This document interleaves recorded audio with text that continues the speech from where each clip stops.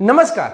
આજ સુધીના જેટલા વિડીયો જોયા છે એમાં કંઈક ને કંઈક સમજવા કે શીખવા તો મળ્યું જ હશે એવી પૂરી આશા સાથે આજના નવા વિડીયોની કરું છું શરૂઆત અને કરું છું ધન્યવાદ, કારણ કે તમે તમારો કિંમતી સમય આપી રહ્યા છો। એક રિક્વેસ્ટ, જો વિડીયો ગમે સમજમાં આવે તો શેર કરજો, વધુને વધુ લોકો સુધી હું પહોંચવા માંગુ છું અને આ પહોંચાડવા માંગુ છું। તો ચાલો શરૂ કરીએ। 4 ભવિષ્યકાળના યશનો પ્રશ્ન। ભવિષ્યકાળ ચાલુ છે, આજે આપણે છેલ્લા ટોપિકમાં છીએ અને છેલ્લા ટોપિકમાં છે આપણી પાસે યશનો પ્રશ્ન। યશનો પ્રશ્ન 4 ભવિષ્યકાળના। તો પહેલા સૌથી પહેલા ભવિષ્યકાળના નામ જોઈ લઈએ। સાદો ભવિષ્યકાળ, ચાલુ ભવિષ્યકાળ, ચાલુ પૂર્ણ ભવિષ્યકાળ અને પૂર્ણ ભવિષ્યકાળ।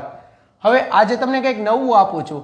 પહેલો પ્રશ્ન જુઓ, યશનો પ્રશ્ન એટલે શું? અહીં લખ્યું છે ને યશનો પ્રશ્ન શું, અને ખાસ ધ્યાન શું રાખવું શેમાં? યશનો પ્રશ્નમાં। તો આ બંને બાબત ઉપર પહેલા જરા ડીપમાં જોઈ લઈએ।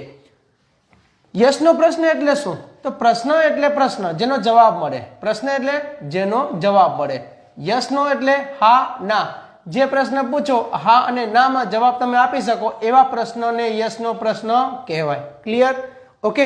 હવે જો ખાસ ધ્યાન શું રાખવું, તો હું તમને એટલું જ કહીશ કે ખાસ ધ્યાન એક જ વસ્તુ રાખવાની કે જે હેલ્પિંગ વર્બ હોય ને, હેલ્પિંગ વર્બ સોરી, જે હેલ્પિંગ વર્બ હોય ને એ હંમેશા પહેલા સ્થાન ઉપર મુકાય। ક્લિયર? જે હેલ્પિંગ વર્બ હોય એ હેલ્પિંગ વર્બને બનાવો તમારા વાક્યનો સ્ટાર્ટિંગનો શબ્દ।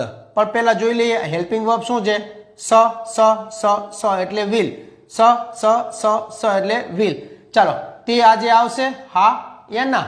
તે અત્યારે આવતો હશે હા યા ના? તે સવારથી આવતો હશે હા યા ના?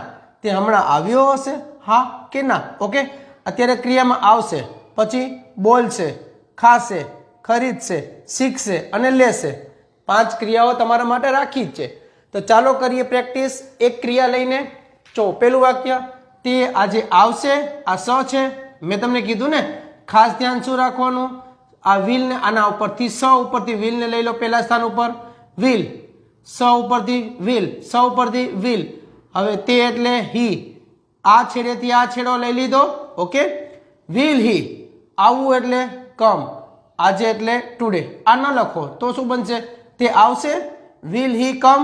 ઓકે, તે અત્યારે આવતો હશે, ચાલુ ભવિષ્યકાળ, ચાલુ ભવિષ્યકાળ, તો વિલ તો સ માટે વિલ, આ સ માટે વિલ। ઓકે, હવે તે એટલે હી, તે એટલે હી, હું કરતા એક જ રાખું છું એટલે વારંવાર જ્યાં ધ્યાન દેવાનું છે ત્યાં ધ્યાન દઈ શકે, બાકી જે સેમ છે એને ટેન્શનમાં ન લેવું પડે।